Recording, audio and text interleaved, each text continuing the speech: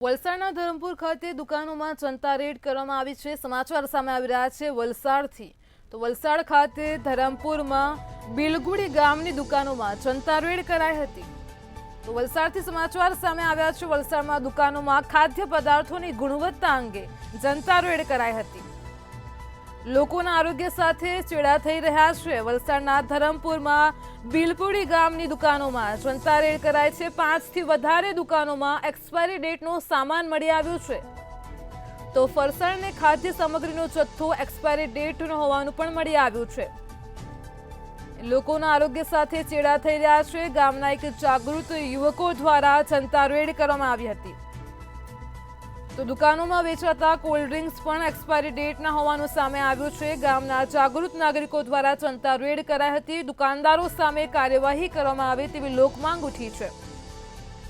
તો 5 થી વધારે દુકાનોમાં એક્સપાયરી ડેટનો અખાદ્ય જથ્થો મળી આવ્યો છે।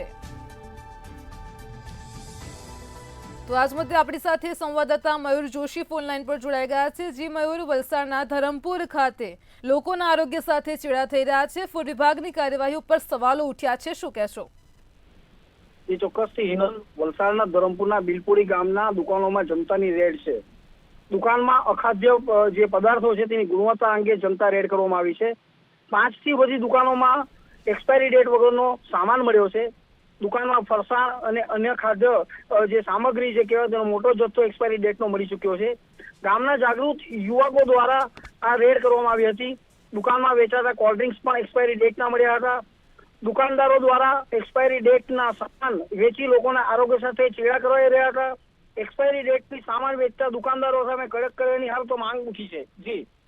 જી મયુર, સમગ્ર માહિતી બદલ આપનો આભાર। તો વલસાડના ધરમપુર ખાતે બિલપુડી ગામમાં આજરોજ જાગૃત નાગરિકો દ્વારા જનતા રેડ કરવામાં આવી હતી। 5 થી વધારે દુકાનોમાં એક્સપાયરી ડેટનો સામાનનો જથ્થો મળી આવ્યો છે। ફરસાણ અને ખાદ્ય સામગ્રીનો તથા કોલ્ડ ડ્રિંક્સ પણ એક્સપાયરી ડેટ વાળા હોવાનું સામે આવ્યું છે।